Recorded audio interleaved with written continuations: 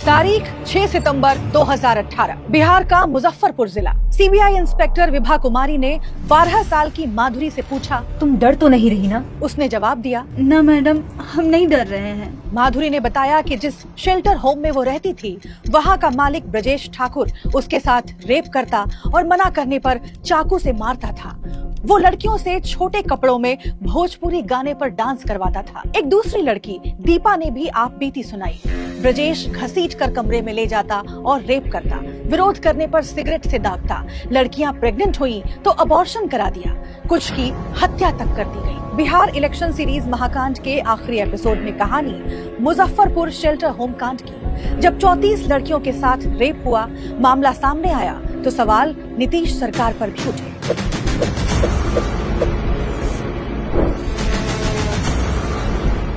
इस सच्ची कहानी को आप तक पहुंचाने के दौरान हमने दोनों लड़कियों के नाम बदल दिए हैं।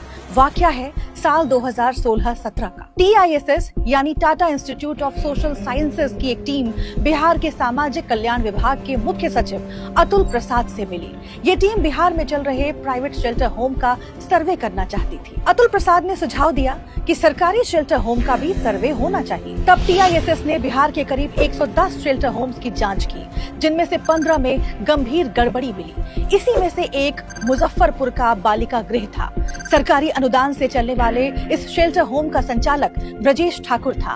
यहाँ 44 लड़कियां रहती थीं। TISS की रिपोर्ट के मुताबिक इन लड़कियों के साथ रेप और मारपीट हुई। बिहार सरकार को ये रिपोर्ट 2018 की शुरुआत में सौंप दी गई। अप्रैल महीने में रिपोर्ट के कुछ हिस्से लीक हो गए। उस वक्त बिहार में एनडीए सरकार थी और नीतीश कुमार मुख्यमंत्री थे।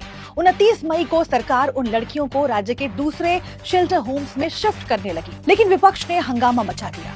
31 मई को सीएम नीतीश ने जांच के लिए SIT बनाई। आरोपी ब्रजेश ठाकुर समेत 11 लोगों के खिलाफ FIR दर्ज हुई, जिसमें रेप, गैंग रेप, बच्चों के साथ क्रूरता और पॉस्को एक्ट की धाराएं लगाई गई। 3 जून 2018 को पुलिस ने ब्रजेश ठाकुर को गिरफ्तार कर लिया। उसी दिन शेल्टर होम की सभी 44 लड़कियों का मेडिकल टेस्ट हुआ। इनमें 34 लड़कियों के साथ रेप की पुष्टि हुई। जिस दिन ब्रजेश के खिलाफ केस दर्ज हुआ, उसी दिन बिहार सरकार के समाज कल्याण विभाग ने पटना में उसे एक टेंडर दिया। विपक्ष ने आरोप लगाया कि इससे सरकार में ब्रजेश की धाक साबित होती है। यही नहीं, ब्रजेश ठाकुर के 3 अखबारों को बिहार सरकार से मान्यता भी प्राप्त थी। हिंदी अखबार प्रातः कमल को हर साल 30 लाख रुपए का सरकारी विज्ञापन भी मिलता था। जब शेल्टर होम कांड का दबाव बढ़ा तो सरकार ने तीनों अखबारों को बैन कर दिया। उसी दौरान मधेपुरा से सांसद पप्पू यादव ने यह मुद्दा लोकसभा में उठाया। इसके बाद तब के गृह मंत्री राजनाथ सिंह ने इसकी CBI जांच कराने की घोषणा की। इसमें सामने आया कि शेल्टर होम की कई बच्चियों को नींद की दवा दी जाती थी। इसके बाद चेकअप के नाम पर डॉक्टर भी उनके साथ जबरदस्ती करता था। शेल्टर होम के मालिक ब्रजेश ने 3 साल की बच्ची के साथ भी रेप की कोशिश की। एक लड़की की तो पैर से गर्दन दबाकर हत्या कर दी और डेड बॉडी को टंकी में डाल दिया। इस कांड के खुलासे के करीब 3 महीने बाद सीएम नीतीश कुमार ने पहली बार बयान देते हुए कहा, मुजफ्फरपुर में ऐसी घटना घट गई कि हम लोग शर्मसार, इतनी तकलीफ में और आत्मग्लानि के हम लोग अब शिकार हो गए। समझ में नहीं आता है कि समाज में कैसी कैसी मानसिकता के लोग।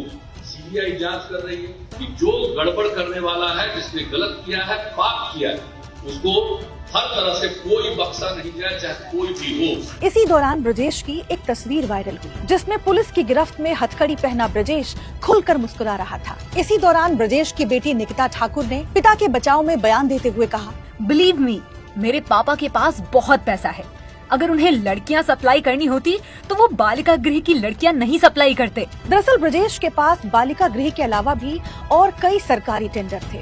उसने करोड़ों रुपए की संपत्ति बना रखी थी। साथ ही राजनीति में भी अच्छी खासी पकड़ बना ली थी। उसने 1995 और 2000 में आनंद मोहन की पीपल्स पार्टी से चुनाव लड़ा, लेकिन हार गया। तब लालू और नीतीश के साथ भी ब्रजेश के फोटोज वायरल हुए थे। शेल्टर होम की जांच के दौरान ब्रजेश के 3 सिम कार्ड्स का रिकॉर्ड CBI के हाथ लगा। पता चला कि वो जनवरी से मई 2018 तक चंदेश्वर वर्मा के संपर्क में था।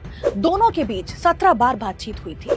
चंदेश्वर वर्मा नीतीश सरकार में समाज कल्याण मंत्री मंजू वर्मा के पति थे। CBI ने बताया कि ब्रजेश और चंदेश्वर के बीच गहरी दोस्ती थी। नतीजतन मंजू वर्मा को इस्तीफा देना पड़ा। इसी दौरान सीबीआई ने चंदेश्वर और मंजू वर्मा के ठिकानों पर छापा मारा, जहां से कई अवैध हथियार और 4 दर्जन से ज्यादा कारतूस बरामद हुए।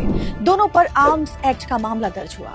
18 दिसंबर 2018 को सीबीआई ने 21 आरोपियों के खिलाफ मुजफ्फरपुर की अदालत में चार्जशीट दाखिल की, लेकिन तभी केस की जांच करने वाले सीबीआई के ज्वाइंट डायरेक्टर AK शर्मा को हटा दिया गया। इस पर सुप्रीम कोर्ट नाराज हुआ और केस को बिहार से दिल्ली के साकेत कोर्ट भेज दिया गया।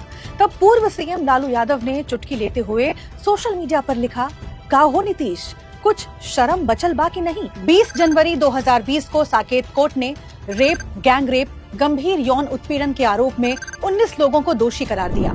एक आरोपी को सबूतों के अभाव में बरी कर दिया गया। इसके बाद 11 फरवरी 2020 को कोर्ट ने 11 लोगों को उम्र कैद की सजा सुनाई। इनमें ब्रजेश समेत 6 लोगों को अंतिम सांस तक जेल हुई। यानी बीमारी, अच्छा व्यवहार और ज्यादा उम्र होने पर भी इन्हें रिहा नहीं किया जाएगा।